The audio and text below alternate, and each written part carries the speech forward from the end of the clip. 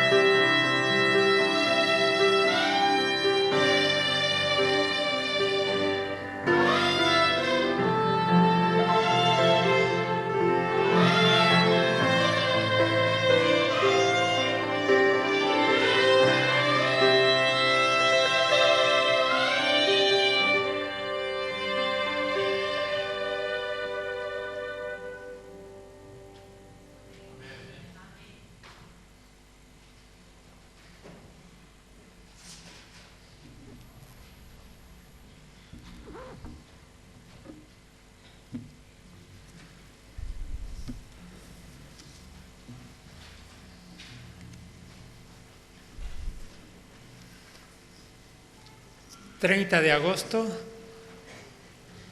es el quinto sábado del mes. Con mucha sabiduría, la Iglesia Adventista ha determinado que cada vez que en el año un mes conste de 5 sábados, el quinto sea dedicado a la educación cristiana. La decisión no es menor, porque tiene que ver con el futuro de la Iglesia y con el futuro en el reino de los cielos. Confieso que en el pasado me he resistido a tratar estos temas en forma abierta por razones muy personales, dolorosas, pero creo que es el momento de hablar. Es el momento de presentar ante el pueblo de Dios el mensaje que Él tiene relacionado con la educación de nuestros niños y nuestros jóvenes en esta hora de la historia. Casi siempre el quinto sábado está vinculado a la niñez, aparecen los niños en el escenario, aparece la ternura, aparece la belleza de la infancia, la inocencia, con alguna parte especial de los niños, los padres rodeándolos con las máquinas fotográficas, con las cámaras para retener la imagen, de una realidad que no va a permanecer allí, porque los niños dejan de serlo. Pero cuando dejan de serlo, ¿qué? Génesis, capítulo 3, versículo 1 en adelante. Voy a invitar a los hermanos a que me acompañen en la lectura.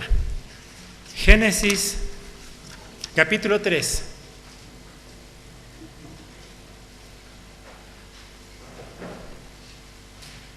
Dice aquí el texto, escrito por Moisés: pero la serpiente era astuta más que todos los animales del campo que Jehová Dios había hecho, la cual dijo a la mujer: ¿con que Dios os ha dicho no comáis de todo árbol del huerto? Y la mujer respondió: del fruto de los árboles del huerto podemos comer, pero del fruto del árbol que está en medio del huerto, dijo Dios, no comeréis de él, ni lo tocaréis para que no muráis. Entonces, la serpiente dijo a la mujer: no moriréis, sino que sabe Dios que el día que comáis de él serán abiertos vuestros ojos, y seréis como Dios, sabiendo el bien y el mal. Y vio la mujer que el árbol era bueno para comer, y que era agradable a los ojos, árbol codiciable para alcanzar la sabiduría, y tomó de su fruto y comió, y dio también a su marido, el cual comió así como ella. Entonces fueron abiertos los ojos de ambos, y conocieron que estaban desnudos. Entonces cosieron hojas de higuera y se hicieron delantales.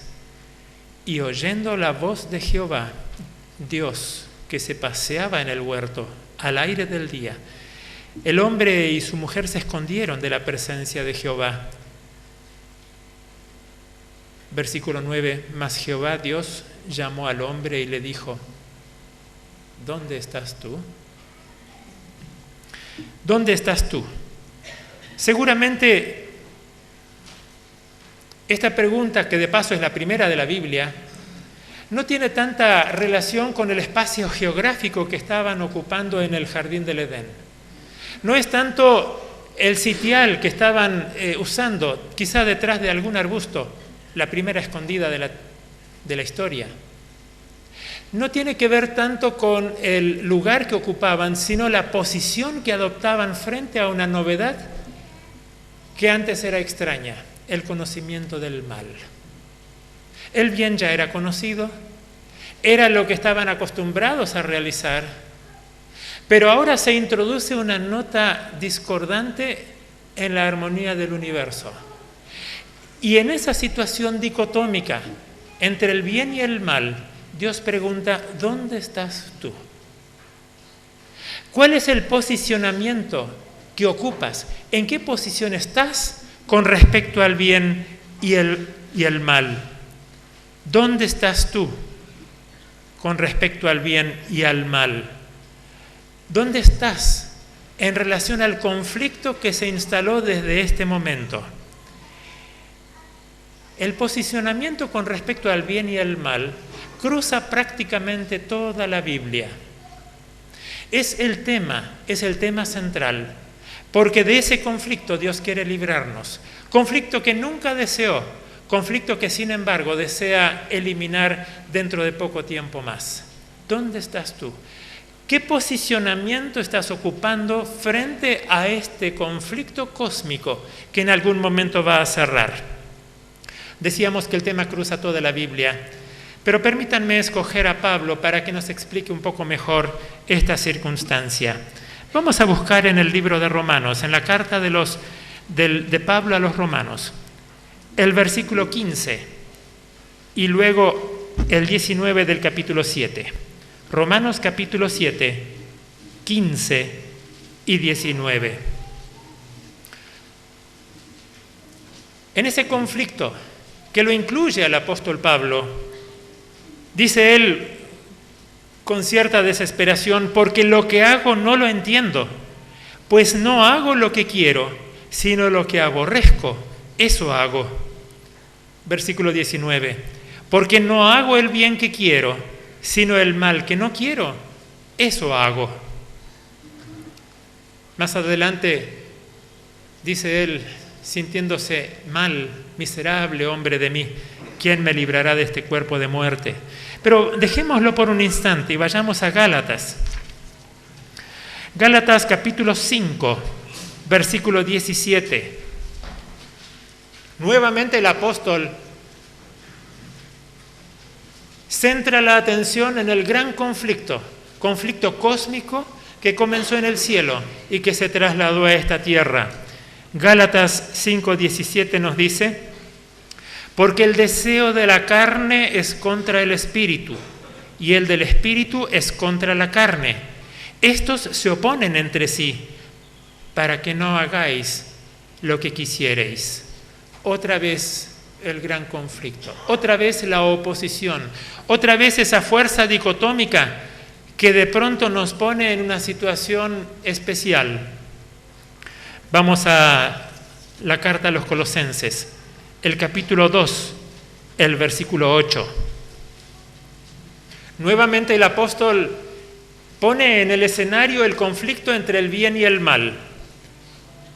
Dice allí en el capítulo 2, versículo 8, mirad que nadie os engañe por medio de filosofías y huecas sutilezas, según las tradiciones de los hombres, conforme a los rudimentos del mundo y no según Cristo.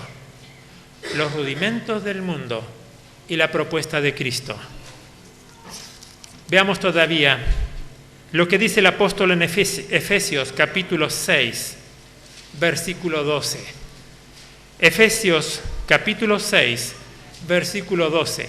Describe en una forma muy apropiada ese conflicto cósmico en el cual estamos nosotros involucrados. 6:12 dice así, porque no tenemos lucha contra sangre y carne, sino contra principados, contra potestades, contra los gobernadores de las tinieblas de este siglo, contra huestes espirituales de maldad en las regiones celestes. Nuestra lucha no es un enfrentamiento corporal. La lucha es una lucha de ideas.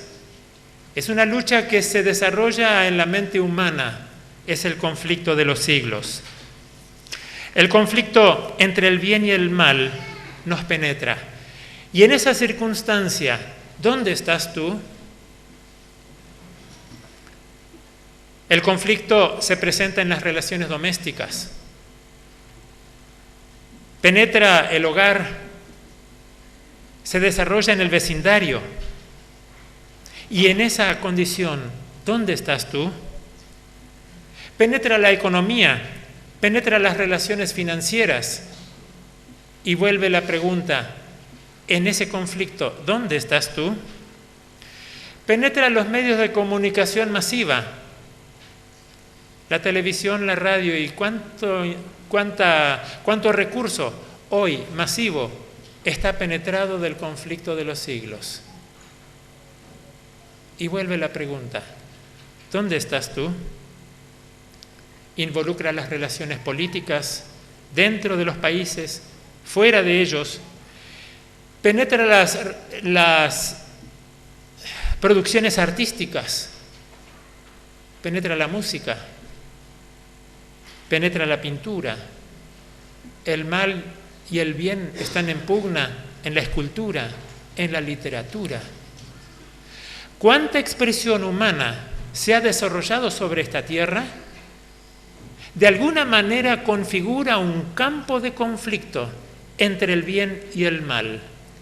¿Dónde estás tú? El problema penetra, por cierto, también, y acá me detengo, penetra también la educación.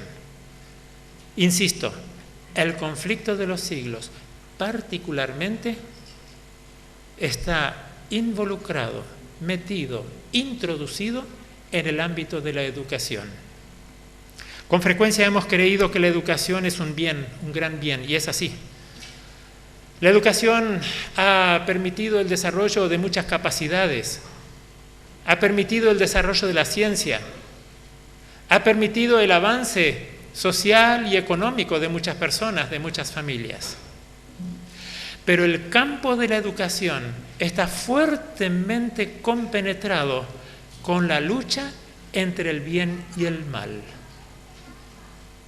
Hemos pensado que la educación es neutral, que porque es educación es buena de por sí. Hemos pensado que la educación es un bien generalizable y que cuanto más educación, tanto mejor para la sociedad. Mucha educación hace bien a todos, pero permítanme decir, hemos sido muy ingenuos, y por cierto que me incluyo.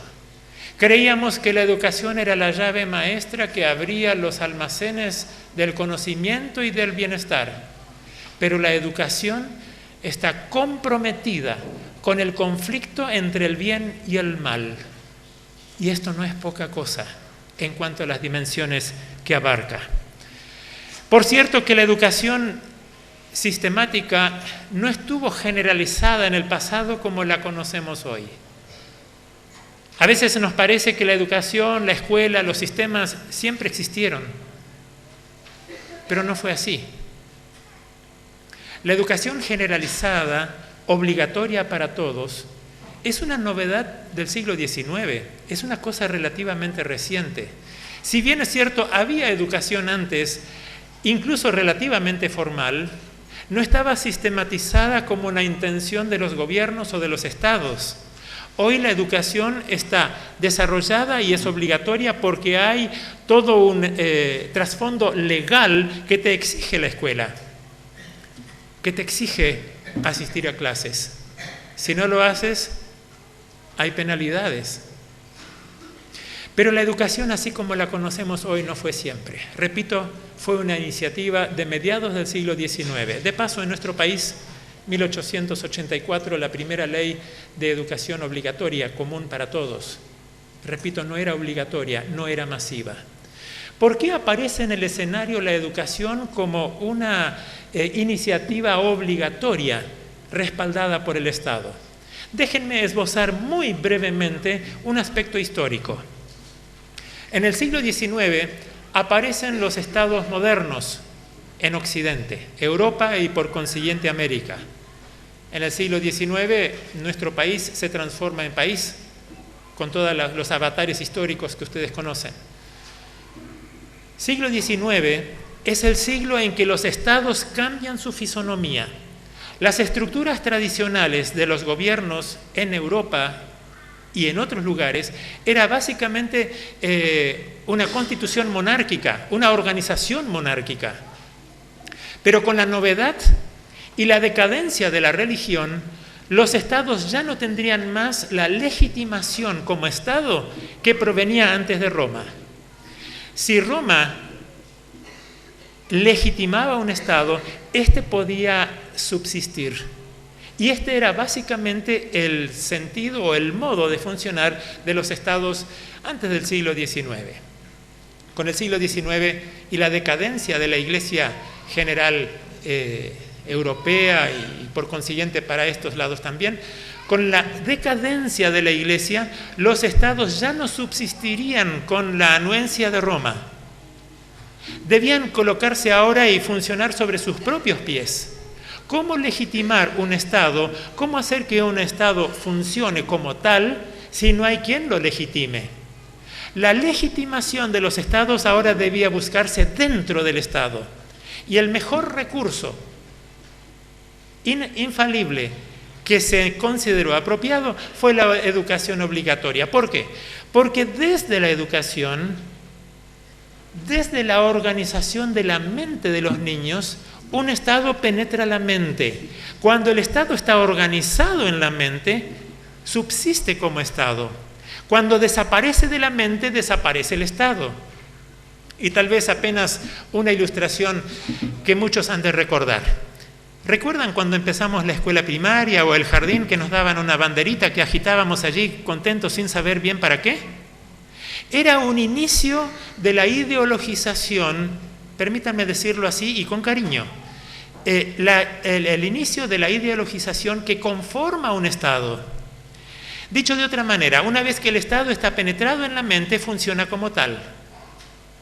Por eso, a continuación de la bandera, también la escarapela y también el himno nacional y también la historia nacional y también la geografía nacional y también el idioma nacional. Todo este paquete va conformando una manera de pensar y de funcionar para que el país, el Estado, subsista. Repito, porque ya no hay legitimación desde afuera, ya no desde Roma, sino desde adentro. Fue la manera de organizar un sistema que facilite la subsistencia de los estados modernos. Esto que es historia y que apenas toco de costado, no fue ingenuo. Hubo una manera de entender a la educación como aquella que fortalecía un modo de funcionar, un modo de pensar, un modo de actuar. A eso lo llamamos idiosincrasia. Dicho de otra manera, la escuela formatea una idiosincrasia que nos hace de tal o cual nacionalidad. Esto me hace recordar la primera vez que estuve en Alemania. Viajé a Bonn, en ese momento era la capital de Alemania, y por esas casualidades pasé frente a la embajada argentina. Por supuesto que no era un gran edificio, pero estaba allí la bandera. ¡Qué notable! Me sentí como en mi país, me sentí como en casa. No tenía nada que hacer en la embajada. Entré, saludé a la gente y hablé en castellano, ¡qué maravilla! Y me entendieron. Noten ustedes cómo de pronto lo que te ha formateado en la infancia permanece y vibra al unísono cuando aparecen elementos simbólicos que te atraen y que te sustentan, que te cohesionan con un grupo social. Esto es lo que hace la escuela. No me entiendan mal, no estoy en contra de ello, es necesario que sea así. La escuela ha sido benefactora en múltiples facetas. Desde el aprendizaje de la lectoescritura, la enseñanza de la matemática y cuánto contenido ha corrido a través de la escuela. Pero mis hermanos, la escuela, la educación, el colegio, la universidad no son neutrales. En su seno se libra un enorme conflicto, el conflicto de los siglos. Y vuelve la pregunta, ¿dónde estás tú? ¿Cómo te posicionas con respecto a este bien que es la educación?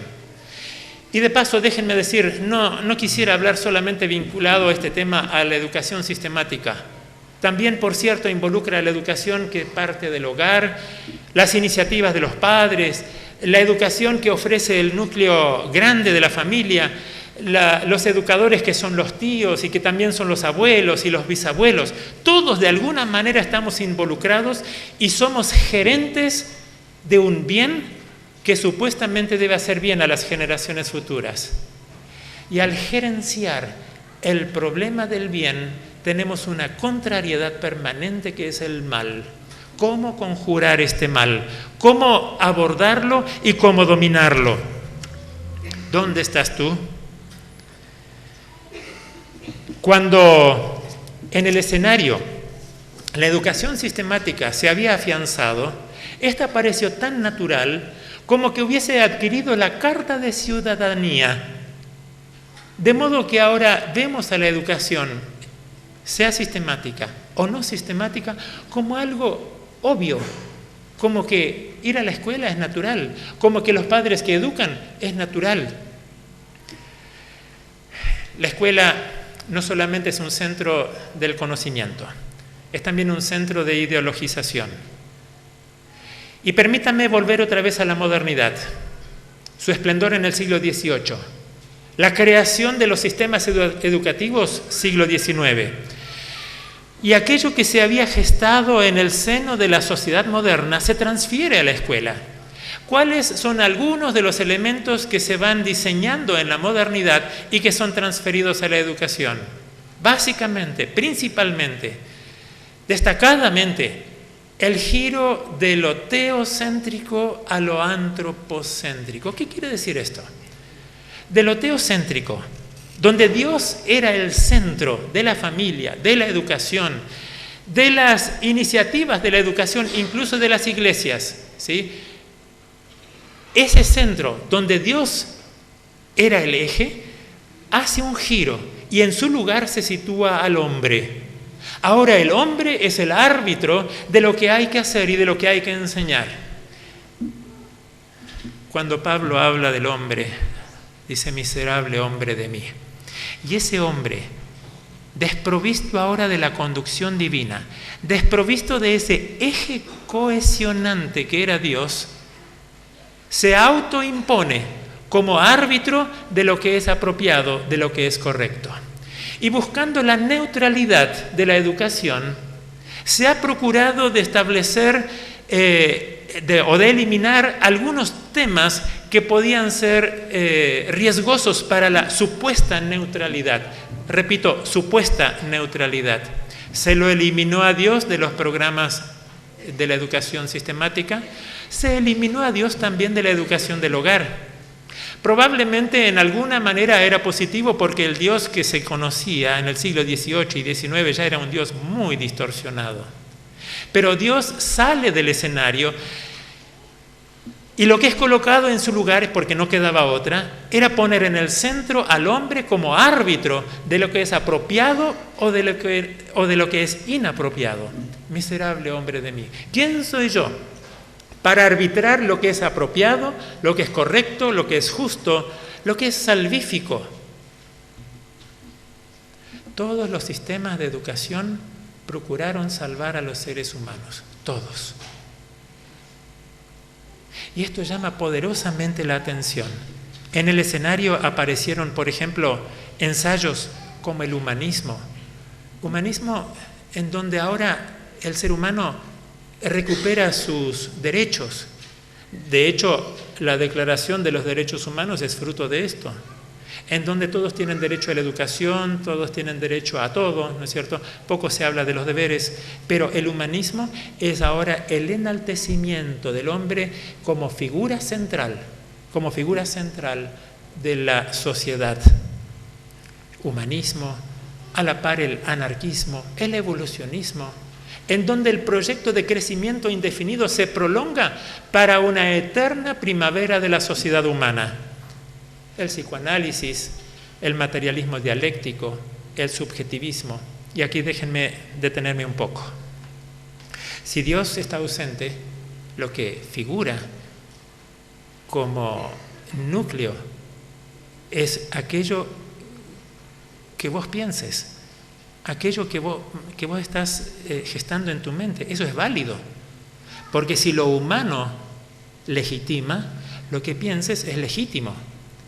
Solamente tienes que hacer una introyección, solamente tenés que buscar dentro de vos la verdad, solamente tenés que encontrarla y expresarla, de modo que lo que sientas es correcto, lo que consideres apropiado es bueno. El conflicto entre el bien y el mal.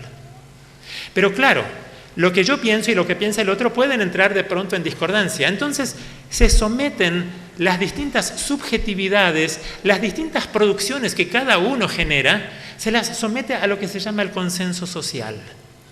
En una sociedad en donde la democracia prima, entre comillas democracia, donde la democracia prima, el consenso social debiera pulir las diferencias y provocar un consenso que permita avanzar con la sabiduría de todas las mentes humanas que confluyen. Pero si todas las mentes humanas confluyen con errores, el error se legitima y se contabiliza como apropiado. ¿Captamos el problema del humanismo y de la centralidad del hombre como árbitro de lo bueno y como aquel que supuestamente sabe distinguir el mal? El consenso social ha llevado a una sociedad de caos, de corrupción, de aniquilamiento. Por cierto que tenemos nosotros ejemplos concretos en nuestra sociedad actual. No voy a entrar a ello. La naturalización del mal por consenso social. Recuerden que también por el consenso social fue crucificado Cristo. Y así como Cristo fue crucificado por el consenso social en aquella ocasión, hoy vuelve a ser crucificado por el consenso social que se desparrama como una fiebre que toma a toda la sociedad para producir el caos final que está previsto por la profecía. Los medios de comunicación te colonizan la mente de tal forma que ni siquiera puedes pensar de otra manera. Es tanto el asedio del mal, es tanta la irrupción del mal, son tantos los programas que enaltecen el mal, son tantos los programas del evolucionismo y del satanismo en nuestros televisores y en internet, hermanos, que finalmente terminamos creyendo que el mal es un gran bien. Hay de aquellos que a lo malo dicen bueno, hay de aquellos por consenso social. Y en esta condición, ¿dónde estás tú? Me detengo en un detalle que creo de mucha importancia y también tiene que ver con la educación. Cuando Dios creó a este mundo, ordenó un espacio que le llevó 6 días.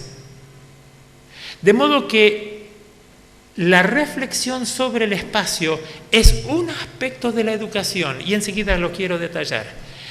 6 días para establecer un espacio que sería motivo de indagación, de investigación, de educación.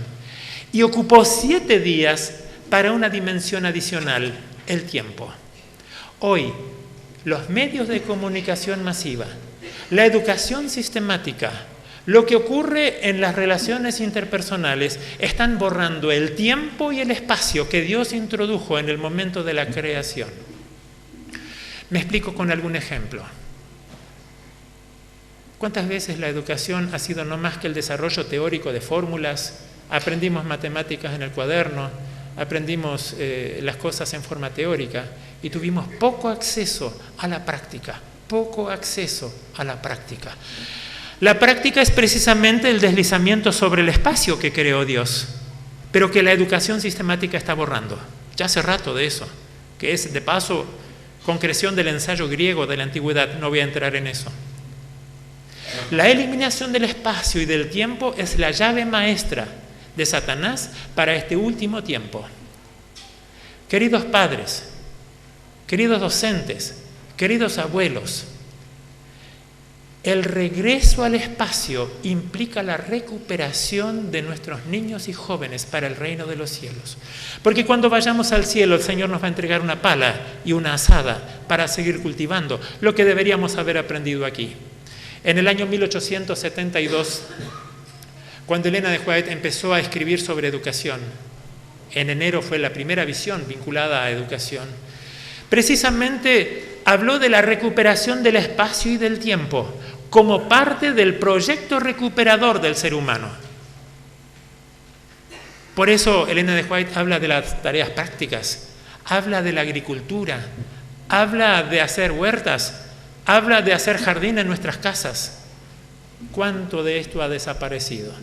Y en las condiciones actuales, cuando el espacio se transforma en espacio virtual y en tiempo virtual, estamos borrando las últimas posibilidades que hay para la recuperación de nuestros niños y de nuestros jóvenes para el reino de los cielos. Y mis hermanos, esto es una cosa muy severa, es muy terrible, porque estamos borrando el principio básico que Dios organizó desde la misma creación, el regreso a las fuentes antiguas involucra volver al espacio y al tiempo, que hoy la cultura cibernética, y de paso no quiero hablar en contra de los beneficios de la tecnología, pero la cultura cibernética ha desplazado, y que la escuela ya comenzó a desplazar, y que había sido desplazado fuertemente en la modernidad, y que ahora estamos cosechando sus frutos.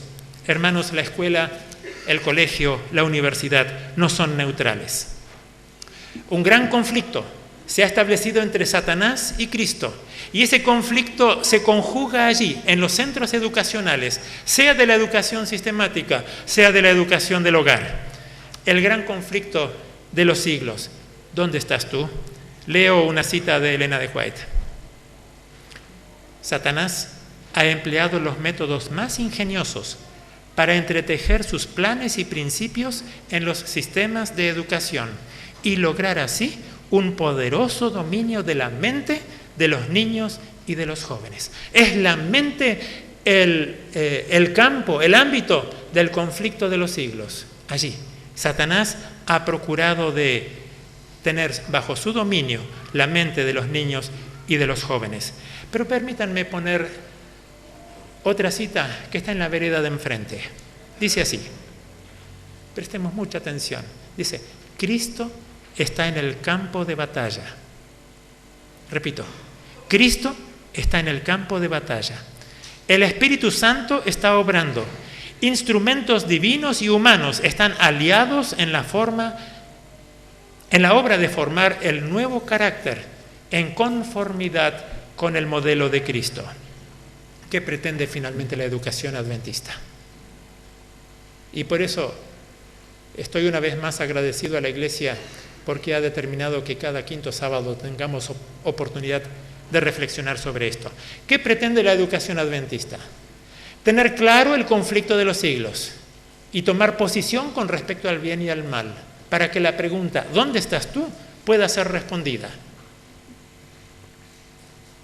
Uno de los principios básicos de la educación adventista es el desarrollo armónico de las capacidades físicas, de las mentales y de las espirituales. Las capacidades mentales están atendidas. Los sistemas de educación y particularmente las instituciones de la Iglesia lo están desarrollando. Las capacidades espirituales pienso que tienen también su sitial, aunque podrían mejorar sin duda. Pero hermanos, ¿cuánto tenemos en nuestra mente, campo de batalla, cuánto tenemos en nuestra mente el bien o la necesidad del desarrollo de las capacidades físicas?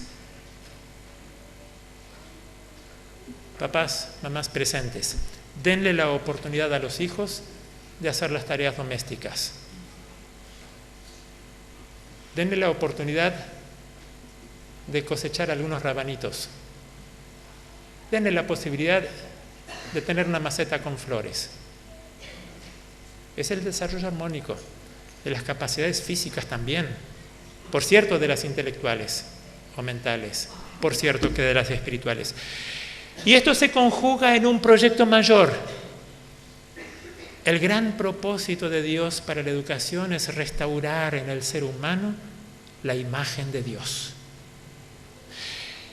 Si en esto falla el sistema de educación es satánico. Déjenme decirlo con toda claridad.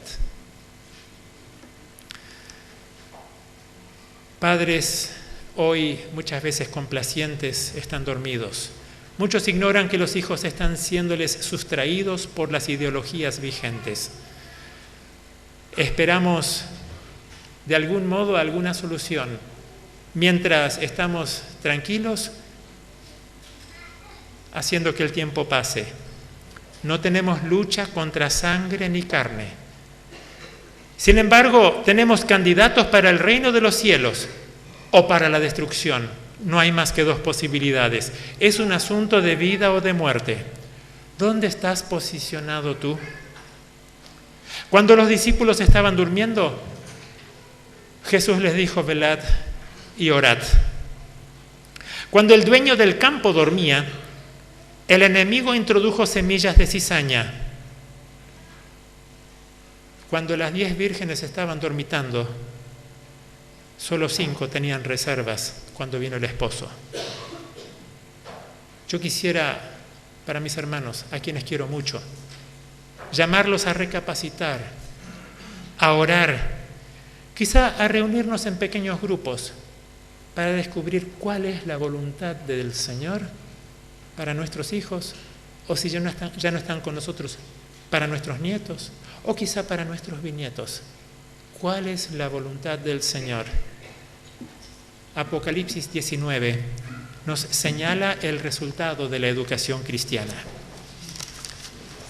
Apocalipsis capítulo 19